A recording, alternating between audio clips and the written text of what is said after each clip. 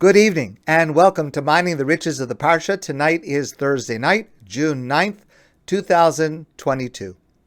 Before we begin, I just want to remind you that a week from tonight, June 16th, we will not be meeting. I'll be out of town. And also Thursday night, June 30th, I plan to be out of town. But the other Thursday nights, I hope to be able to continue consecutively.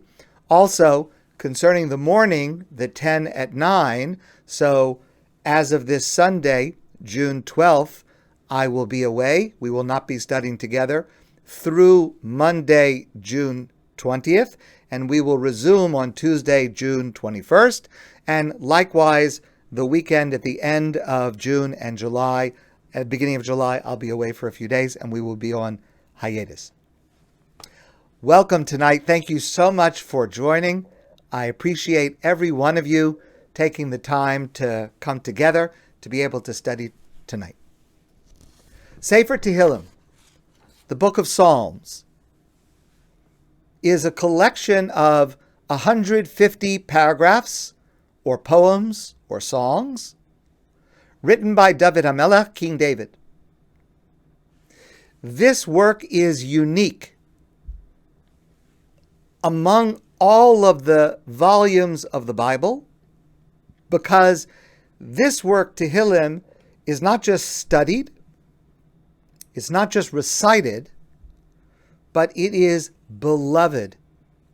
It is cherished.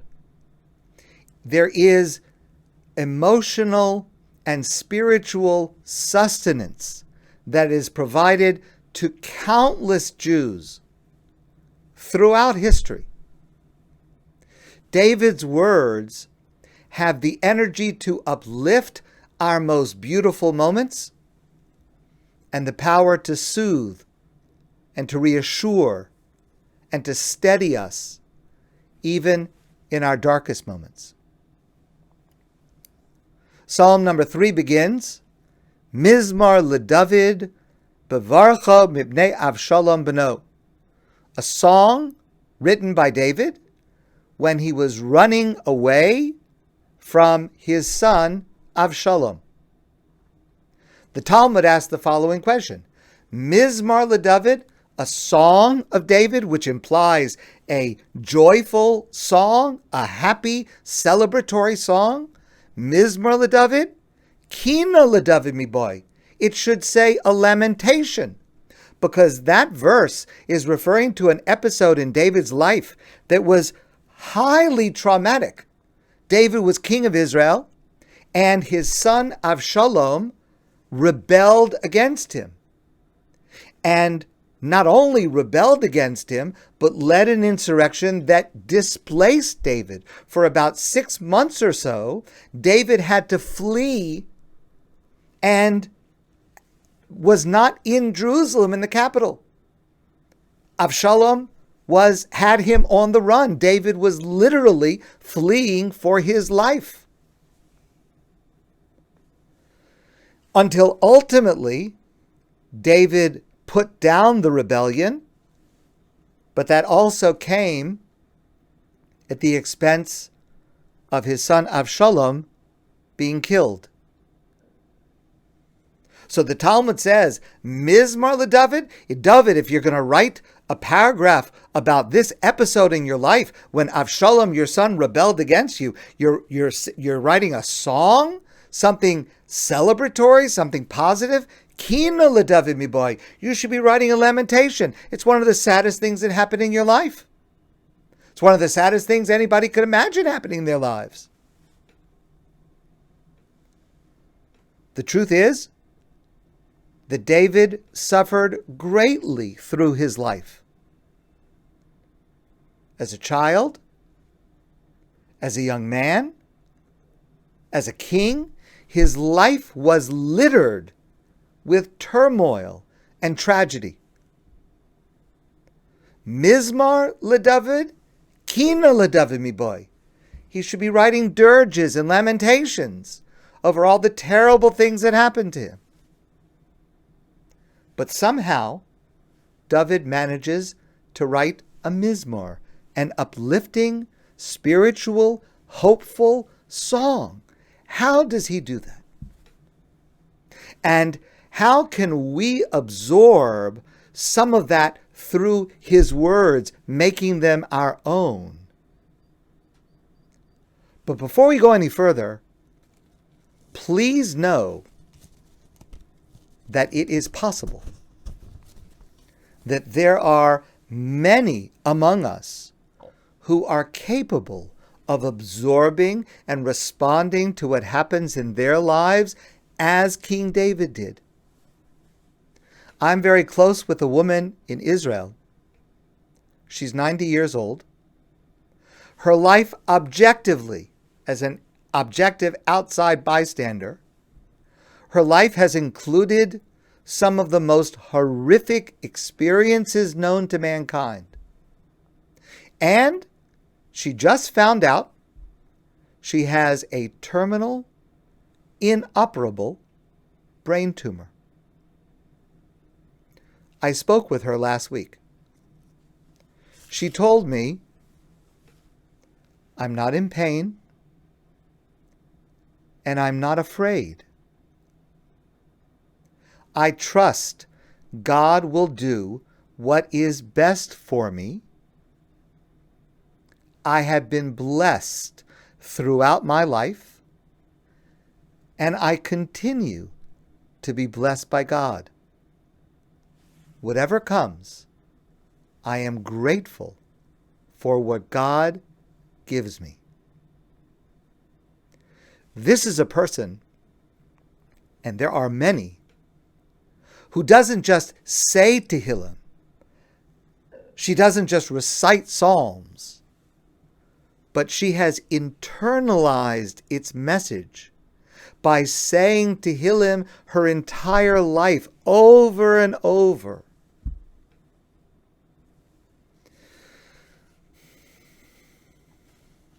Our sages tell us that King David wrote Tehilim with Ruach HaKodesh, the divine spirit. It means that although Tehilim is not a work of prophecy, where God said to him, David, I want you to write down this vision, but rather it was divinely inspired. It's something more than just human poetry. And because of that, our rabbis say, Kol she'amar David b'sifro, everything that David writes in his book of Tehilim, Kenegdo, it refers to his own life, Ukeneged Kol Yisrael, and it refers to all of Israel, Ukeneged Kol Ha'itim Amru, and it refers and connects to every time, every place, every person. Every one of us, David is speaking to directly. And that is what Tehilim offers us. If we embrace it, if we make its words and ideas a part of us, an intrinsic part of us, we will still suffer. But we will suffer differently. We will suffer without fear. We will suffer without anger. We will suffer without loneliness, no matter what happens to us. But it has to be a part of you. It has to be something that you, that I have absorbed with countless repetitions. It's the only way it will have this effect. Mike Tyson was a famous boxer, and he famously once said, everyone has a plan until they get punched in the face. It's not enough to have a plan, especially if you're going to get punched in the face by Mike Tyson. It's not enough to have a plan. What your response is going to be has to be ingrained. It's got to be part of our essence. And that's why we repeat Tehilim. That's why we say the same paragraphs over and over to create, I'll use the analogy of muscle memory, spiritual muscle memory, that when something happens automatically, intuitively, we respond the way David responds to what happens in his life. And this characteristic goes back at least as far as Yaakov, our patriarch Jacob. Remember in Bereshis, the book of Genesis, Yaakov's brother Esav threatened to kill him. And so Yaakov runs away to Lavan, his uncle, who will deal treacherously with him as Lavan becomes Yaakov's father-in-law. Vayetze Yaakov mi Beersheva, vayelech Harana. Yaakov left his home in Beersheva in Israel, vayelech Harana, and he went on his way to Haran, the town east of Israel, where Lavan lived. Vayivka bamakom, he encountered the place, vayolen sham, and he slept there. Vayachalom, vihine sulam mutzav arza, and Yaakov dreamed the famous dream of the ladder resting on the earth, reaching to heaven, with the angels ascending and descending. The famous dream of Yaakov. Vayolen, he came to this place and he slept there. Let me ask you a question. After all the turmoil that he was leaving, and with all the uncertainty that he was facing, Vayolen, and he slept? How could he sleep? Would you be able to sleep with all that going on in your life? I wouldn't be able to sleep. I'm not able to sleep with a fraction of that going on in my life. But Rabbi Yisrael Reisman explains, Vayifka, Vayolen, Vayifka, and he encountered, our sages tell us, Yaakov Tikain Tfilas Arvis. With that word is indicated that Yaakov established the nighttime prayer. Yaakov prayed to God. Yaakov encountered God through prayer. And he realized he was not alone. And so he slept. He suffered, and he would suffer bitterly,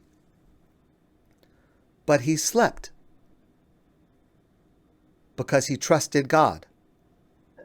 That whatever happened would be what was best for him, even if he didn't see it, even if he didn't experience it that way.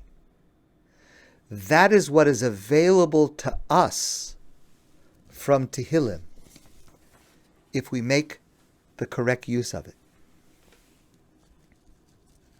There's a famous passage in Tehilim. I'm sure many of you will recognize it. Nar ha'yisi, I was a youth, v'gam zakanti, and I was an older man. V'lo ra'isi tzadik nezav, and I never saw a righteous person, v'zaro mavakesh lochem, and their offspring couldn't find bread. They were searching for bread. I never saw a righteous person who was hungry, who was poor, who was impoverished. We quote this line at the end of benching, the end of the Birkas Hamazon, the grace after meals, the last line, Nar ha'yisi v'gam zakanti. Lo ra'isi, David, you never saw a righteous person who was poor? What does that mean? I see plenty of righteous people without enough food, without enough for their basic needs. Our world, unfortunately, has far too many righteous people who are suffering from poverty. What does David mean? Lo ra'isi tzadik. But listen, please, carefully to the words. Lo ra'isi tzadik ne'ezav. I never saw a righteous person, a tzaddik, feeling abandoned by God. Yes, there are righteous people who are poor, Yes, there are righteous people who are in need, but a righteous person does not feel ne'ezov, does not feel abandoned by God. That's what it means to be a righteous person, a tzaddik. To understand David's message, that God is with you no matter what happens, no matter where you are. You'll still be hungry, but it's a different experience, knowing you are not alone. One wise person once said, to be forgotten is to die a little. Tehilim, when it is absorbed, protects us from that death. Now, some people are not going to be satisfied with that. Some people want, some people expect, if I pray to God, if I'm a good person, I should be able to trust that nothing bad will happen to me. I should be able to trust that everything will be good, that I'll be happy, that any tragedy on the horizon will be averted. That's what I should be able to expect if I'm a good person, if I'm a righteous person, if I pray to God. But that's just not true. That is just not a realistic expectation of what this world, this life is all about.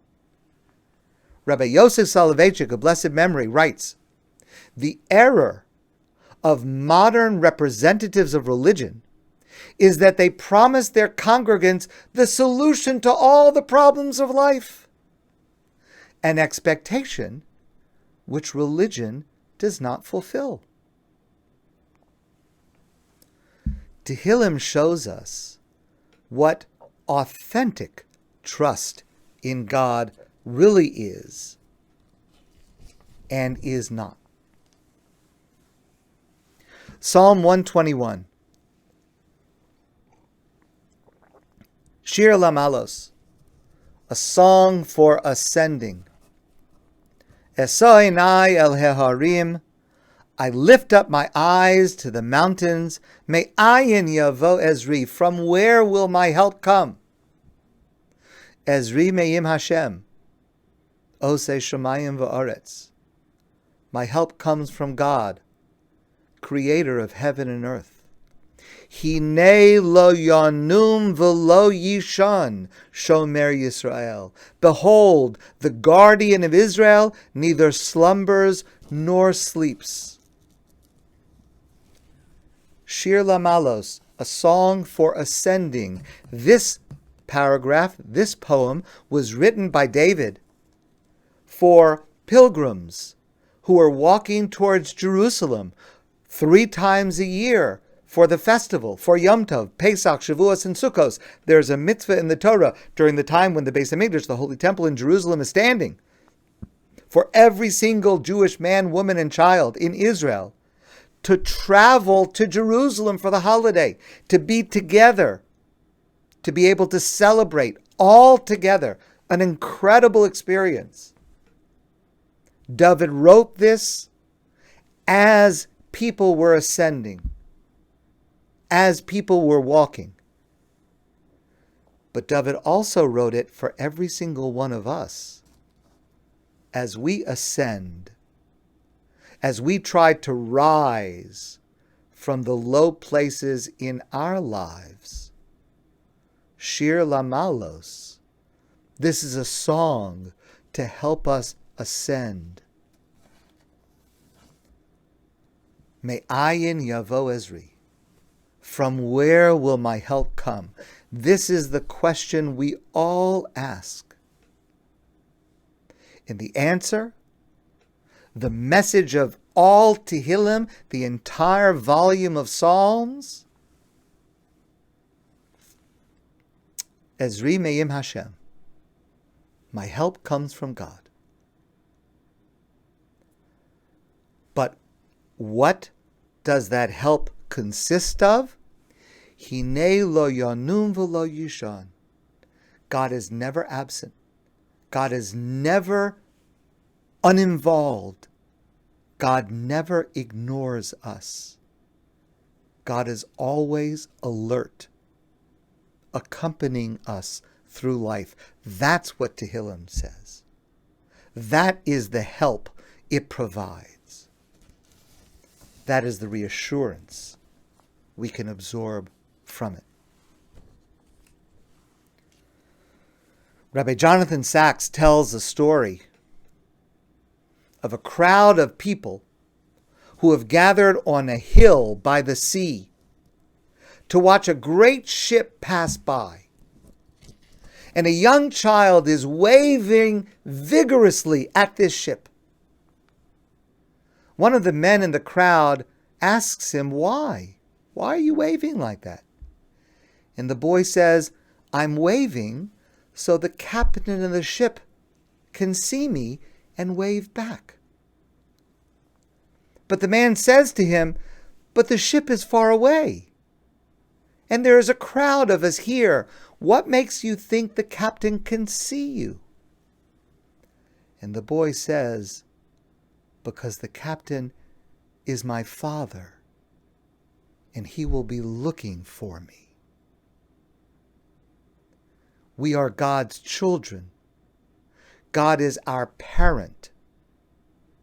God cares, and God is looking for us, looking out for us.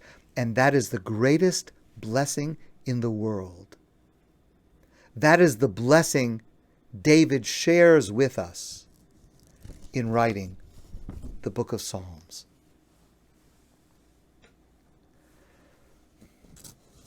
A woman who was a teacher in Jerusalem tells this story.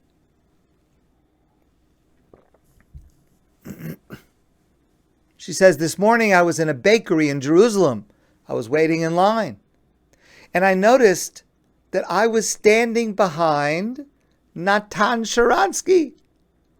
Natan Sharansky, the famous man, the refusnik, the one largely responsible for so many Soviet Jews being able to come to Israel and to embrace Judaism, became a minister of Israel, an inspiring figure. Natan Sharansky is right in front of me in the bakery. So this woman says, I summoned up my courage and I told him that I had just quoted from his book, just this week in my class. I was teaching Sefer Tehilim, Book of Psalms. And she says to him, I told my students the inspiring story that you wrote about in your book, how you kept a tiny book of Psalms with you at all times, wherever you went through, whatever you went through, in prison, in exile, being persecuted. You always had that. And sometimes you even had to struggle to make sure the Soviet authorities didn't take it away from you. She tells this story. And Sharansky smiled. And he reached into his shirt pocket and he took out a tiny, tattered volume of Tehilim. So this teacher said to him, do you really carry that wherever you go? And Sharansky did not even pause. He said, actually, it carries me.